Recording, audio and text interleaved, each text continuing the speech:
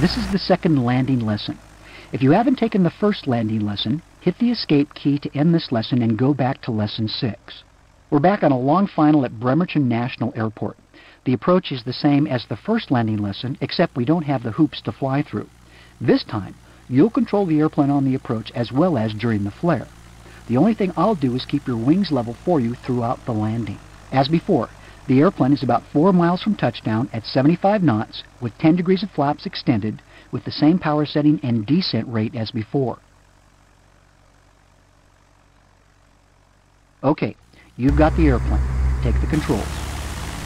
Always remember to use pitch to maintain our airspeed of 75 knots and use power to control the glide path. Here's one more tip for you. Take a look at our vertical speed indicator. At 75 knots, this airplane will need a descent of almost 500 feet per minute to make the runway.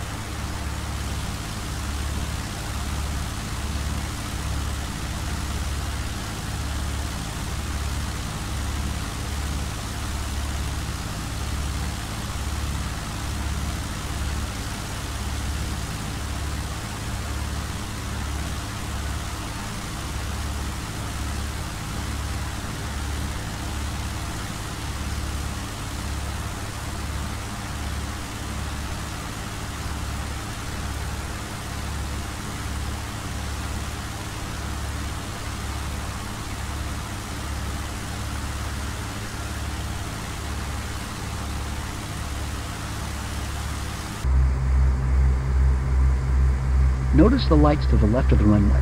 That's the PAPI, or Precision Approach Path Indicator. It's a set of lights that change color automatically to help you determine if you're on the proper glide slope. As you approach within 100 feet of the runway, resist the temptation to start pulling back. This is a common problem with students during their first few attempts at landing. Wait until you're at flare height to start pulling back on the joystick. As soon as you feel you're over the runway and at 10 to 15 feet above it, I want you to pull the throttle all the way back and flare like we did last time. Remember, we land with the power at idle in this airplane. If you find yourself gaining altitude during the flare, ease up on the back pressure and let the airplane settle back toward the runway. Then begin the flare again. We're coming up on flare height. As soon as we touch down, lower the nose to the ground and activate the brakes by holding down the period key or the trigger on your joystick. We'll stop here on the runway and talk about what we've done.